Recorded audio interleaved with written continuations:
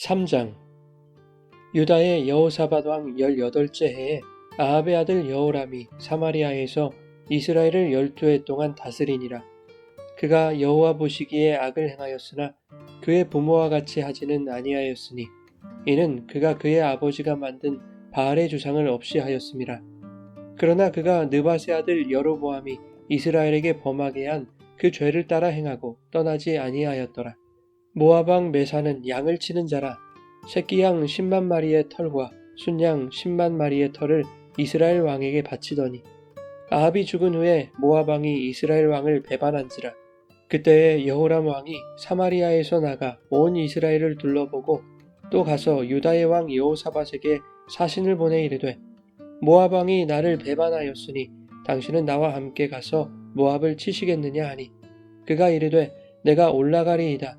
나는 당신과 같고 내 백성은 당신의 백성과 같고 내 말들도 당신의 말들과 같으니이다 하는지라. 여호람이 이르되, 우리가 어느 길로 올라가리이까 하니, 그가 대답하되, 에돔 광야길로니이다 하니라. 이스라엘 왕과 유다 왕과 에돔 왕이 가더니 길을 둘러간 지 7일에 군사와 따라가는 가축을 먹일 물이 없는지라. 이스라엘 왕이 이르되, 슬프다. 여호와께서 이 세 왕을 불러 모아 모압의 손에 넘기려 하시는도다 하니, 여호사밧이 이르되, 우리가 여호와께 물을 만한 여호와의 선지자가 여기 없느냐 하는지라. 이스라엘 왕의 신하들 중에 한 사람이 대답하여 이르되, 전에 엘리야의 손에 물을 붓던 사밧의 아들 엘리사가 여기 있나이다 하니, 여호사밧이 이르되, 여호와의 말씀이 그에게 있도다 하는지라. 이에 이스라엘 왕과 여호사밧과 에돔 왕이 그에게로 내려가니라. 엘리사가 이스라엘 왕에게 이르되, 내가 당신과 무슨 상관이 있나이까? 당신의 부친의 선지자들과 당신의 모친의 선지자들에게로 가소서 하니, 이스라엘 왕이 그에게 이르되, 그렇지 아니하니이다. 여호와께서 이 세 왕을 불러 모아 모압의 손에 넘기려 하시나이다 하니라. 엘리사가 이르되, 내가 섬기는 만군의 여호와께서 살아계심을 두고 맹세하노니, 내가 만일 유다의 왕 여호사밧의 얼굴을 봄이 아니면 그 앞에서 당신을 향하지도 아니하고 보지도 아니하였으리이다. 이제 내게로 검은 고 탈 자를 불러오소서 하니라. 검은 고 타는 자가 검은 고를 탈 때에 여호와의 손이 엘리사 위에 있더니, 그가 이르되, 여호와의 말씀이 이 골짜기에 개천을 많이 파라 하셨나이다. 여호와께서 이르시기를, 너희가 바람도 보지 못하고 비도 보지 못하되 이 골짜기에 물이 가득하여 너희와 너희 가축과 짐승이 마시리라 하셨나이다. 이것은 여호와께서 보시기에 작은 일이라. 여호와께서 모압 사람도 당신의 손에 넘기시리니, 당신들이 모든 견고한 성읍과 모든 아름다운 성읍을 치고 모든 좋은 나무를 베고 모든 샘을 메우고 돌로 모든 좋은 밭을 헐리이다 하더니, 아침이 되어 소재 드릴 때에 물이 에돔 쪽에서부터 흘러나와 그 땅에 가득하였더라. 모압의 모든 사람은 왕들이 올라와서 자기를 치려 한다 함을 듣고 갑옷 입을 만한 자로부터 그 이상이 다 모여 그 경계에 서 있더라. 아침에 모압 사람이 일찍이 일어나서 해가 물에 비침으로 맞은편 물이 붉어 피와 같음을 보고 이르되, 이는 피라. 틀림없이 저 왕들이 싸워 서로 죽인 것이로다. 모압 사람들아, 이제 노략하러 가자 하고 이스라엘 진에 이르니, 이스라엘 사람이 일어나 모압을 쳐서 그들 앞에서 도망하게 하고 그 지경에 들어가며 모압 사람을 치고 그 성읍들을 쳐서 헐고 각기 돌을 던져 모든 좋은 밭에 가득하게 하고 모든 샘을 메우고 모든 좋은 나무를 베고 길하레셋의 돌들은 남기고 물매꾼이 두루 다니며 치니라.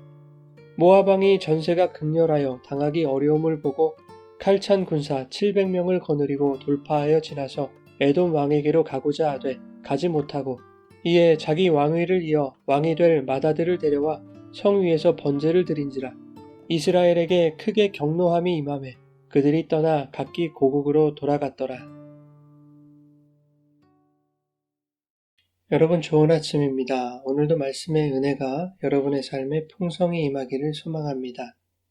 본문은 이스라엘과 모압의 전쟁 기사입니다. 남유다의 여호사밧 왕 18째 해에 아합의 아들 여호람이 왕위에 올라 12년 동안 통치합니다. 여호람은 이전 왕이었던 아하시아의 형제입니다. 2절에 여호람은 여호와 보시기에 악을 행하였으나 그의 부모인 아합과 이세벨처럼 하지는 않았다라고 말하는데, 아버지 아합이 만든 바알의 주상을 없애기도 했다는 것이죠. 그러나 그에 대한 성경의 평가는 냉정합니다. 3절에 그가 느밧의 아들 여로보암의 죄를 따라 행했다라고 말하고 있죠.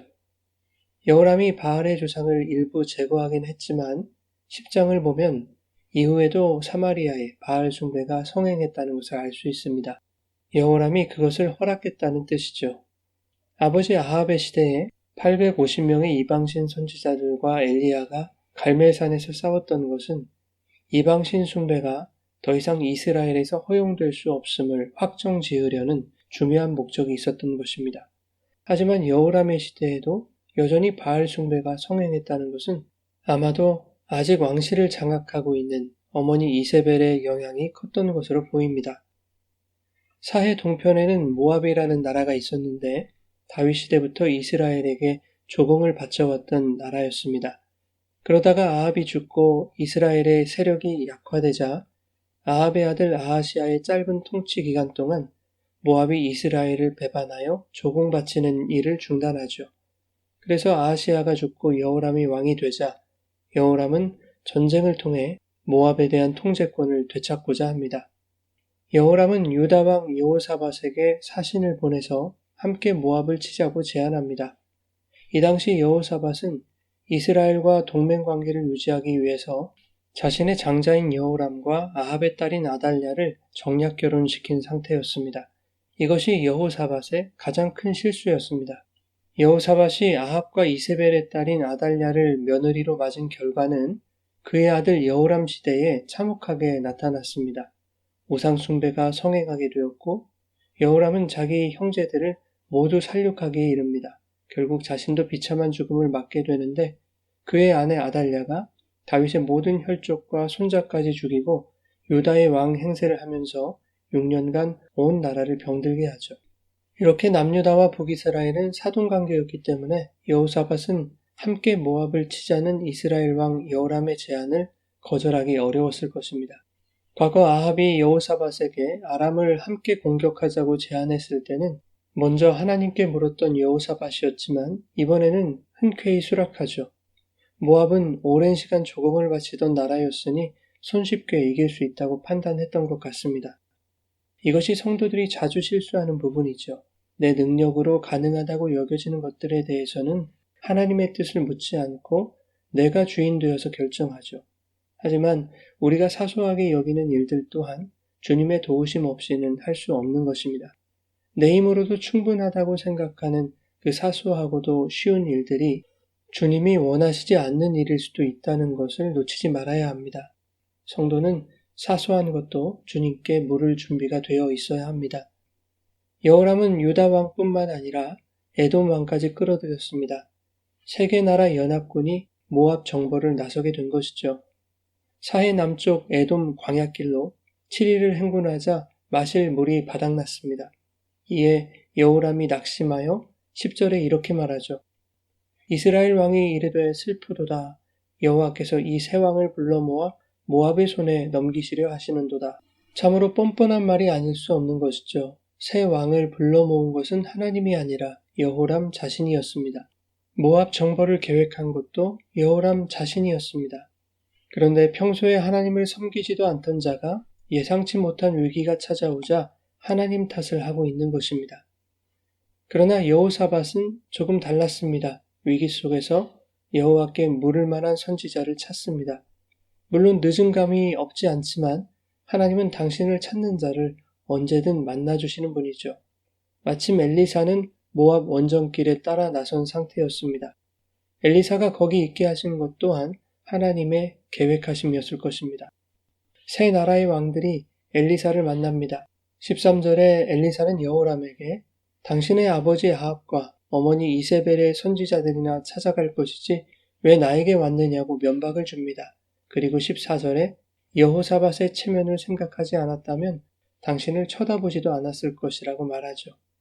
결과적으로 엘리사는 하나님의 말씀을 전하는데 이것은 전적으로 여호사밧이 여호와께 물을 만한 선지자를 찾았기 때문입니다. 엘리사는 이 골짜기에 개천을 많이 파라는 하나님의 말씀을 전하였고 하나님께서 모압을 이스라엘의 손에 넘기실 것이라고 예언합니다. 다음날 아침 소재 드리는 시간에 보니 에돔에서부터 물이 흘러와서 그 땅에 가득하게 되었습니다. 그 물이 미리 파나온 개천을 덮었습니다. 모압 사람이 아침 일찍 일어나서 보니 해가 물에 비쳐서 맞은편 물이 붉은 피처럼 보였습니다. 모압 사람들은 자신들을 치러 오던 세 왕들이 싸워서 서로 죽인 것이라고 여기고 노력하기 위하여 가벼운 마음으로 이스라엘 진영에 이르렀습니다. 그러나 그들은 전혀 예상치 못한 공격을 받고 혼비백산 도망치게 되죠. 모압 왕은 전세가 기울자 군사 700명을 거느리고 상대적으로 약하다고 생각한 에돔 쪽을 뚫고 피신하려 했습니다. 하지만 그것도 여의치 않게 되자 모압 왕은 자신의 왕위를 이어받을 맏아들을 죽여서 번제로 드리죠.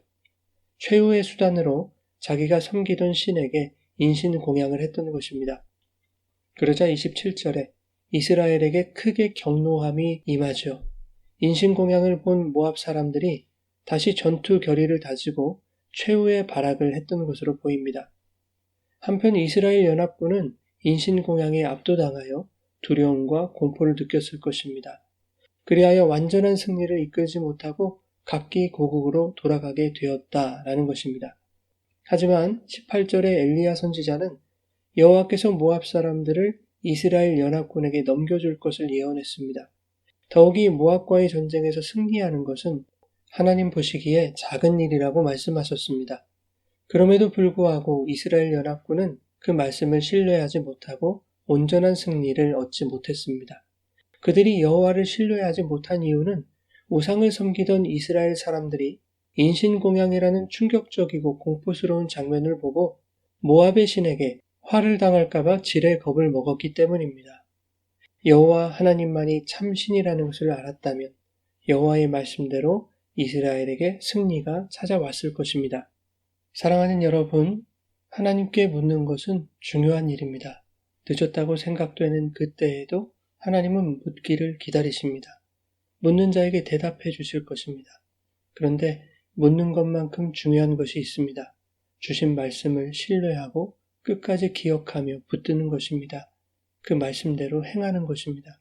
그래야 완전한 승리를 맛볼 수 있는 것이죠. 끝까지 말씀대로 행하지 못하는 것은 세상이라는 우상에 우리의 시선과 마음이 향해 있기 때문입니다.